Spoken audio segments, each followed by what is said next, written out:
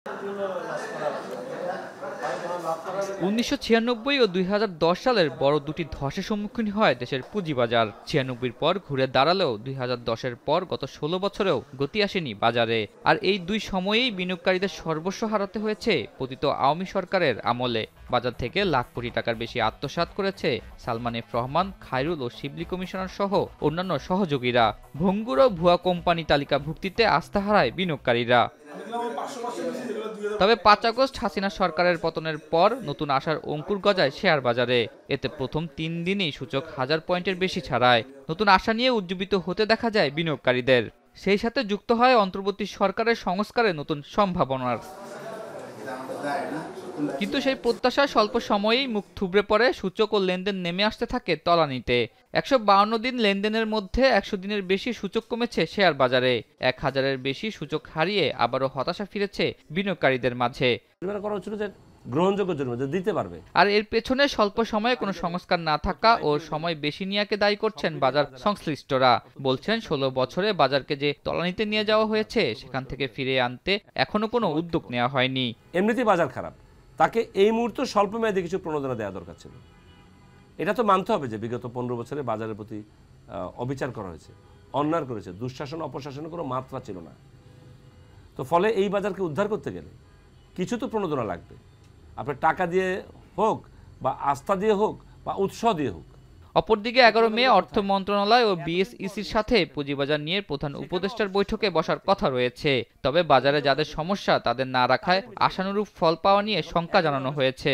11 মে কিন্তু একটি মিটিংয়ের কথা শুনেছি, তারপরও বাজারে কোনো গতি নেই। তার মানে কি, বিনিয়োগকারী মনে করে যে সরকার আসলে যে প্রাধিকার যে সূচি তার মধ্যে শেয়ার বাজার নেই। গত 1.5 যুগে পুঁজিবাজারকে যে ভঙ্গুর অবস্থায় নিয়ে যাওয়া হয়েছে তার স্বল্প সময়ে সংস্কার সম্ভব নয় বলে মনে করে বিএসইসি ও টাস্ক ফোর্সের সদস্যরা। তবে বর্তমানে বাজার তলানিতে থাকায় সংস্কার সঠিক পথে রয়েছে কিনা তা নিয়ে সংশয় রয়েছে বিনিয়োগকারীরা। তাই সুযোগ পেয়েও যদি এই পুঁজিবাজারকে পুনরুদ্ধার ও গতিশীল করা না যায় তবে এর ভবিষ্যৎ নিয়ে আশঙ্কা রয়েছে। পুঁজিবাজার সংস্কারে যে টাস্ক ফোর্স গঠন করা হয়েছে তাদের 17টি কাজের মধ্যে এখন পর্যন্ত 3টি বিষয়ে সংস্কার প্রস্তাব করা হয়েছে। তাই 9 মাস পেরিয়ে যাওয়ায় বর্তমান সরকারের সময়ে এই সংস্কার শেষ হবে কিনা তা নিয়ে প্রশ্ন উঠেছে। এদিকে আগামী বাজেট এবং 2 থেকে 3 মাসের মধ্যে শেয়ার বাজার নিয়ে ইতিবাচক সিদ্ধান্ত আসবে বলে সরকারের পক্ষ থেকে জানানো হয়েছে। এর মধ্যে দীর্ঘদিন ধরে যেসব বড় সমস্যা রয়েছে সেগুলোর বেশিরভাগের সমাধান হওয়ার আশা প্রকাশ করা হয়েছে।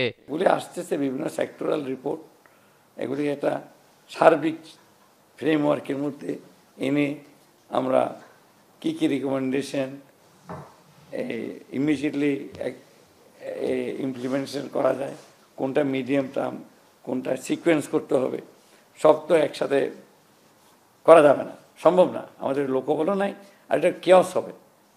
আমাদেরকে প্রায়োরিটাইজ করতে হবে কোনটা প্রায়োরিটি, কোনটা, এগুলি কাজটা আমাদের কমিটি করবে এখন।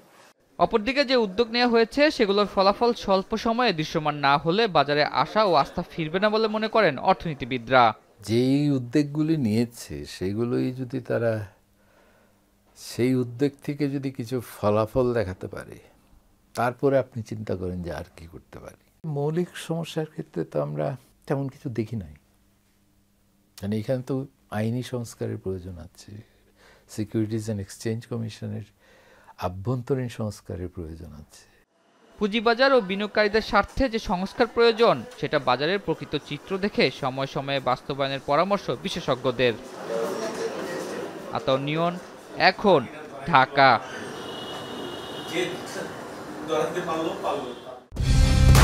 কালার এক্সপার্ট, জর্জ স্যাপ এবং মাইল্ড অন হ্যান্ডস টেকনোলজি সমৃদ্ধ অরিক্স ক্রিস্টাল ওয়াশ আপনার লন্ড্রি এক্সপার্ট।